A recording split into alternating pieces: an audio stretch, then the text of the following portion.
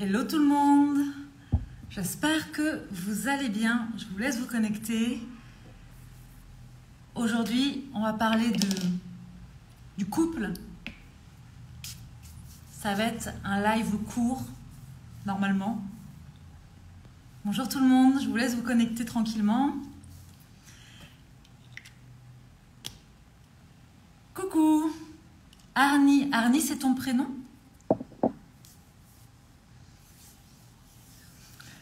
Salut Seb. Faites-moi un petit coucou quand vous arrivez. Merci.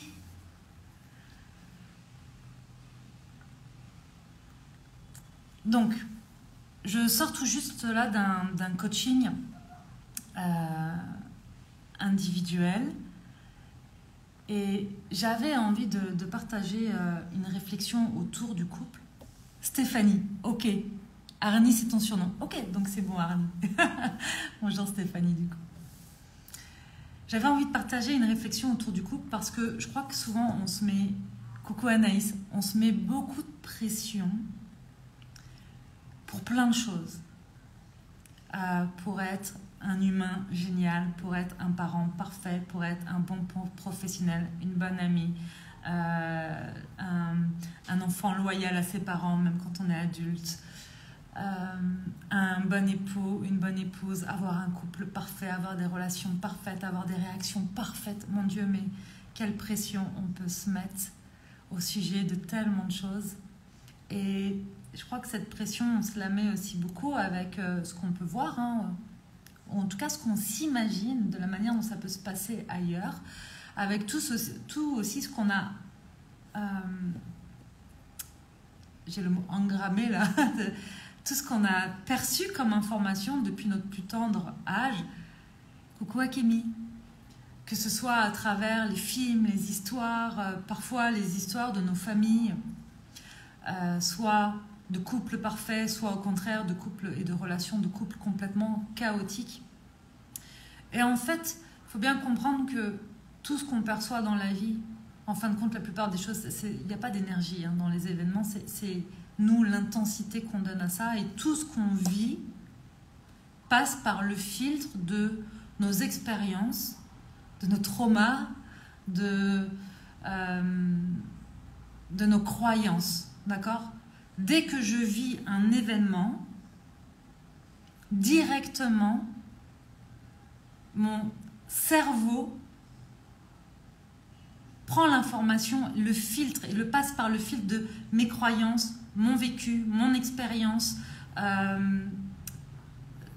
mes traumas, tout ça. Ça passe par ce filtre-là et ça envoie un tas d'informations, mais à la vitesse de la lumière, sans même que je m'en rende compte, ça envoie un tas d'informations à mon système nerveux. Et inversement, mon système nerveux envoie des informations à mon mental. Ok, je vais pas faire, c'est pas un live sur le système nerveux, donc je vais pas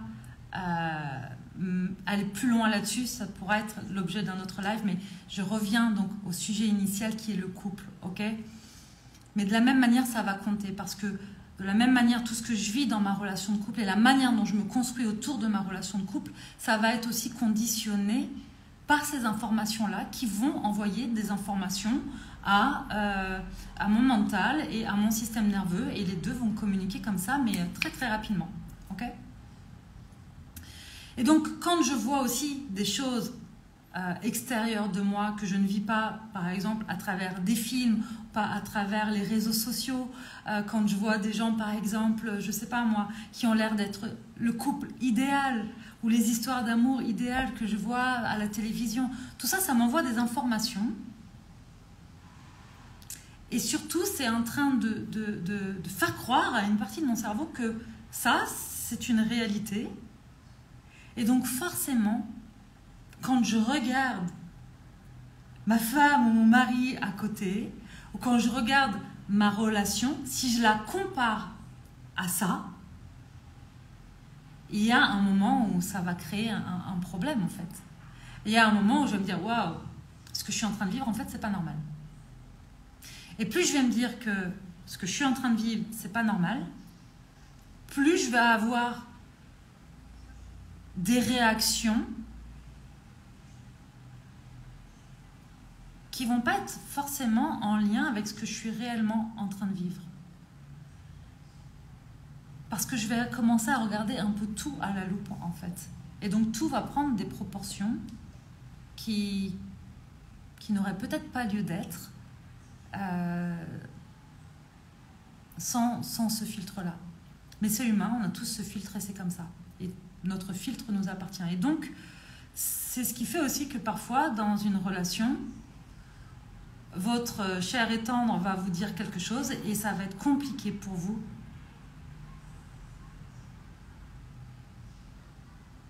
Parce que ce qu'il est en train de vous dire, ça vous renvoie à quelque chose à l'intérieur de vous. Et ça, c'est pas sa responsabilité, c'est vous, qu'est-ce qui se passe, comment ça vibre pour vous. Cette personne-là, votre conjoint, s'il était avec une autre personne, qu'il dirait exactement la même chose, peut-être que ça résonnerait complètement différemment. À l'inverse, si vous dites quelque chose à votre conjoint et qu'il est très vexé, très blessé et que vraiment ça le renvoie à quelque chose, je sais pas moi, de son enfance ou d'une croyance qu'il a, de je suis pas assez, je me sens jamais à la hauteur, vous pouvez dire ce que vous voulez, de toute façon, la moindre chose que vous allez dire, ça va le renvoyer à ça. Avec quelqu'un d'autre, ce ne serait pas la même chose. Ok ? Ce que je veux vraiment vous dire, en fait, par rapport à ça, c'est que, et je veux d'autant plus vous le dire parce que vous savez que là, il y a le programme Couple Alchimique qui va sortir, qui est là en vente, mais qui commence le 19 novembre. Et je veux que ce soit bien clair, en fait, que dans Couple Alchimique, je ne vais pas vous transmettre les clés pour vivre un couple parfait, c'est-à-dire un couple idéal comme on voit dans les films, comme on a l'impression qu'on voit dans le 1% de ce qu'on voit sur les réseaux sociaux, parce que, je vous le rappelle, hein, ce que vous voyez sur les réseaux sociaux, c'est pas que c'est du fake, peut-être des fois, mais c'est juste que c'est 1% de la vie des gens. Donc forcément, par exemple, moi, quand on me dit « Waouh, vous êtes tellement inspirant comme couple avec Sébastien », oui, c'est 1% de notre couple que je partage. Je ne partage pas nos engueulades, il y en a. Je ne partage pas les moments où on n'est pas d'accord, les moments de friction, les moments où on est hyper challengé. Parce que c'est ça la réalité du couple aussi, c'est que parfois l'autre il nous challenge. C'est un espace tellement génial pour grandir, pour apprendre sur soi, pour se dépasser, pour aimer, c'est un espace de jeu, entre guillemets, qui est incroyable. Ok ? Mais c'est pas un long fleuve tranquille. Et si vous pensez qu'un couple alchimique, c'est un long fleuve tranquille avec... Oh, tu n'as plus à finir tes phrases, je les connais. Oh, tu connais mes désirs avant même que moi je les connaisse. Oh, c'est génial. Ah, c'est le prince charmant. Ah, mais non, en fait, vous allez être terriblement déçus. Et surtout, vous allez continuer de regarder votre conjoint, votre conjointe et votre relation de couple en vous disant « Mais je suis en train de vivre de la merde. Ce que je suis en train de vivre, ça va pas. Je me suis plantée, Et en fait, vous allez semer des espèces de graines de doute comme ça sur votre relation. Quand vous allez vous sentir en colère et parfois même la sensation que l'autre vous l'aimez moins, vous allez vous dire « Mais en fait, est-ce que je dois rester avec cette personne ?» Alors que ça n'a rien à voir. C'est pas vrai qu'on aime l'autre sur la durée toujours de la même intensité. Ça change, c'est un sentiment, ce sont des émotions, on est des humains, ça bouge. Déjà, de passer du sentiment amoureux à l'amour, c'est plein d'étapes qui font que déjà c'est différent. Et c'est génial, ça ne veut pas dire que c'est pourri, ça ne veut pas dire que c'est pourri, c'est génial. C'est juste qu'il faut bien comprendre ça, les amis, que... on ne se réveille pas tous les matins, 365 sur 365 pendant 10 ans, à côté de notre mari, en se disant tous les matins « Waouh, qu'est-ce qu'il est beau, qu'est-ce que c'est génial, qu'est-ce que je suis une femme épanouie, qu'est-ce que notre relation est absolument splendide. » Et puis on est déjà brochingé et maquillé comme dans les feux de l'amour. Non mais ça n'existe pas en fait. Ce que vous vivez dans la vraie vie, ce qu'on vit dans la vraie vie, c'est normal. C'est normal que des fois on se réveille, on est chafouin, on n'est pas au top. Et puis l'autre il nous parle, et puis c'est pas le moment, on n'en a pas envie. Et puis des fois il va dire des trucs, et puis ça va nous bousculer, et puis on va se vexer, et puis juste on va avoir envie de bouder, et puis juste il va nous énerver, et puis même des fois on va se dire mais il est stupide. Et c'est ok. Parce que en fait, ça ne remet pas en cause l'amour qu'on peut avoir pour l'autre. C'est ça, aimer l'autre. Aimer l'autre, c'est l'aimer même les fois où on est en colère contre lui. C'est l'aimer même les fois où on dit, mais non, c'est nul ça. Qu'est-ce qu'il dit? Pourquoi il ne comprend pas là?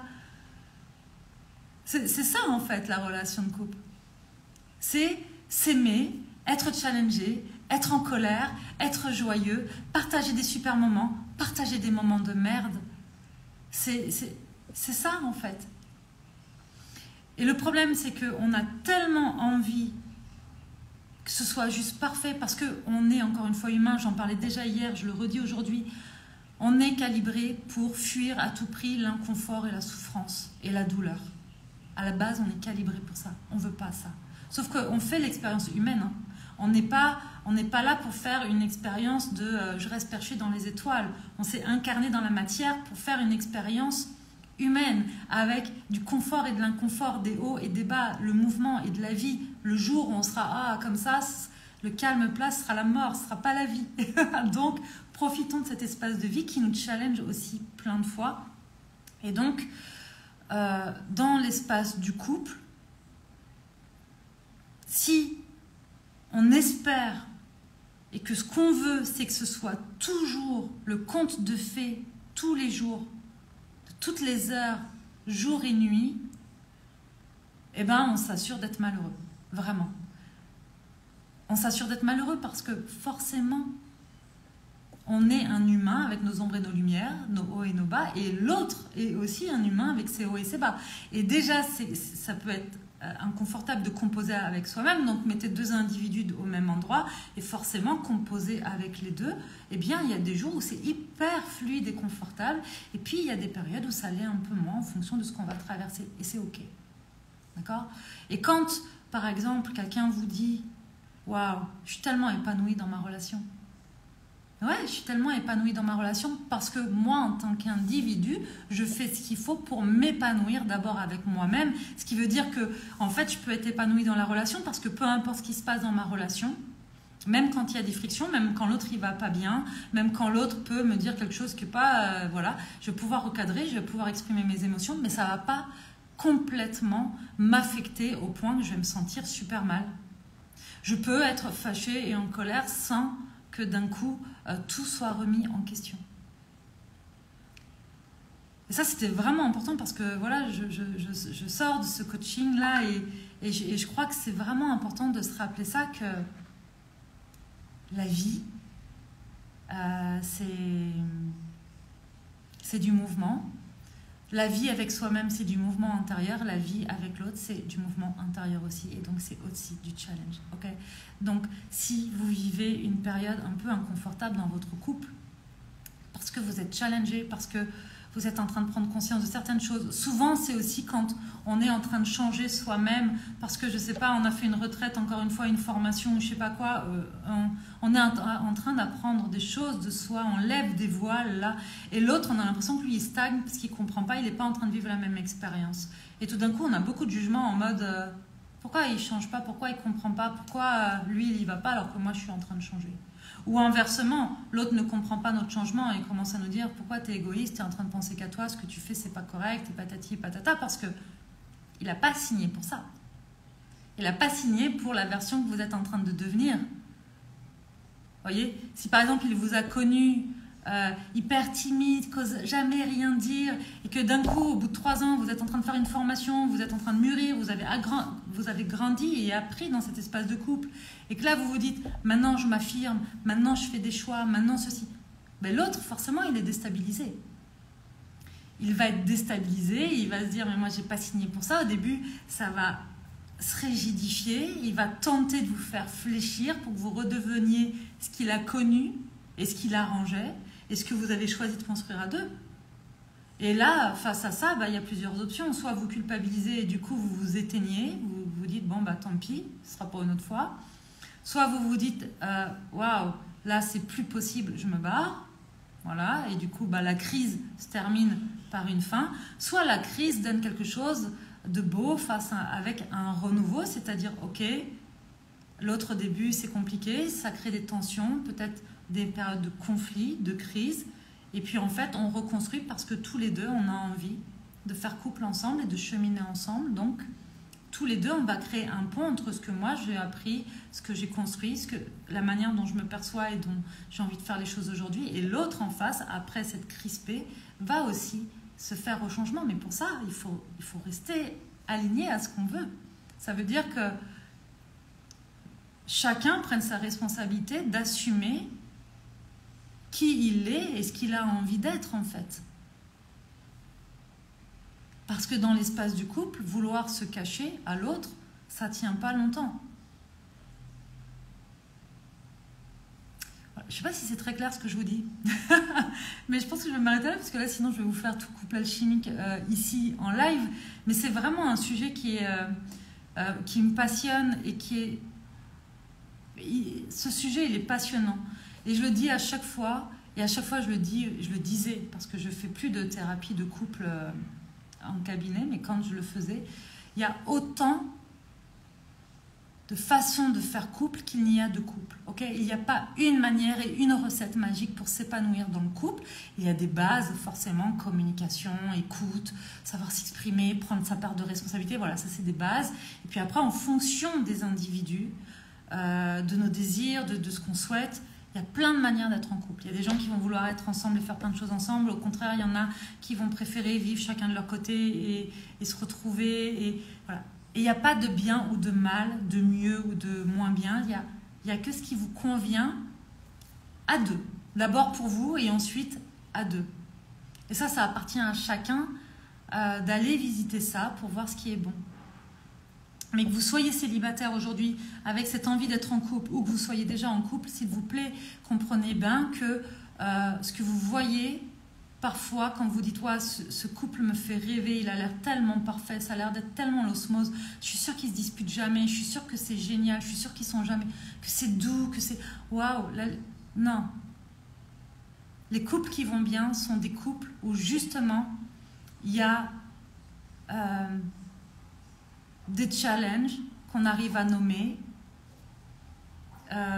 des moments de tension qui passent parce qu'on arrive à les nommer, et puis parfois c'est pas le cas, et puis il y a des moments de crise. On vit des crises intérieures tout au long de notre vie à certaines étapes, donc forcément on vit des moments de crise dans notre vie de couple. D'accord ? Et quand on n'a pas compris ça, c'est ce qui fait que en fait on a du mal à passer du sentiment amoureux au sentiment à l'amour. Et c'est ce qui fait qu'on peut rompre avant même de passer à l'amour, parce que l'amour, c'est tout d'un coup lever le voile sur notre couple et sur l'autre qu'on pensait parfait, qu'on a idéalisé dans un espèce de fantasme d'un futur parfait. Et d'un coup, on est face à une réalité, ça arrive souvent quand on emménage ensemble. Et là, on a deux choix, soit effectivement on accepte ça et on apprend à aimer l'autre et à s'aimer soi à l'intérieur de ce couple, exactement comme c'est, soit on continue de vouloir s'accrocher à un fantasme qui ne colle pas avec une réalité et on se sépare. Voilà. Mais on peut passer du sentiment amoureux au sentiment d'amour en s'épanouissant, en s'aimant, même en étant en colère parfois, mais en s'aimant et en s'épanouissant dans son couple, avec des couples qui durent, parce que ça aussi, parfois on a l'impression qu'un couple qui dure, c'est un couple qui se fait chier, qui s'éteint, qui s'aime plus, qui a plus d'élan comme ça. C'est pas vrai non plus, à condition de faire un certain nombre de choses. Voilà les amis, ce que j'avais envie de vous dire autour du couple. Je vois qu'il y a plein de personnes qui sont en train de se connecter là. Je vais vous le mettre en replay, donc vous allez pouvoir le regarder. C'est une bonne introduction, je trouve, à Couple Alchimique. Couple Alchimique, je vous le rappelle, si vous voulez me rejoindre dans Couple Alchimique, 4 rendez-vous. C'est les samedis à partir du 19 novembre. Tout va être en replay. Vous y aurez accès pendant 3 mois. Donc même si vous ne pouvez pas être là en live, vous aurez les replays. Et si vous voulez en profiter au tarif actuel, c'est jusqu'à dimanche soir, puisqu'ensuite ça va passer à 333 € pour les 4 semaines de programme, avec donc les 4 transmissions, le groupe Telegram, un groupe sur lequel je suis active aussi, avec toute la tribu, pour soutenir justement ce cheminement, ce processus de transformation, mais aussi d'intégration. Voilà. En tout cas, j'ai vraiment, vraiment hâte de vous transmettre tout ça dans Couple Alchimique. On va aller bien plus loin que ça encore. Je sais que ça va être profondément transformateur parce que ça a transformé la vie de plein de gens que j'ai accompagnés, mais ça a aussi transformé, moi, ma façon de faire couple, d'être en couple, notamment avec Sébastien. Et honnêtement, avec Sébastien, ça fait 2 ans, 3 ans maintenant, je crois, 2 ans et demi, qu'on est ensemble 24 heures sur 24 quasiment. Parce qu'on travaille ensemble et on vit ensemble et on voyage ensemble. Donc je peux vous assurer que des sorties de zone de confort, on en a tout le temps. Notre espace de couple nous fait énormément grandir. Il nous challenge aussi, lui comme moi. Et en même temps, ça a transformé ma vie. Moi, avant, j'étais dans des relations de couple de ça va pas, je m'en vais. C'est pas comme je veux, je m'en vais. J'attendais parfois que l'autre fasse pour moi, qu'il me sauve, ou inversement, j'étais la sauveuse. Je suis passée par plein d'histoires de couples qui... Voilà, je comprends et c'est complètement humain. Bref, j'ai hâte de vous retrouver le 19 novembre, donc ce sera sur Zoom, un programme de 4 semaines, couple alchimique, non pas pour avoir un couple qu'on voit dans les films, mais pour co-créer une relation harmonieuse, humaine et une belle relation de couple avec ce que vous êtes, avec qui vous êtes. Voilà les amis, je vous envoie plein d'amour, passez un très bon week-end, je vous retrouve demain, je vous dis à très vite. J'arrête avec je vous dis à très vite, je vous dis à demain.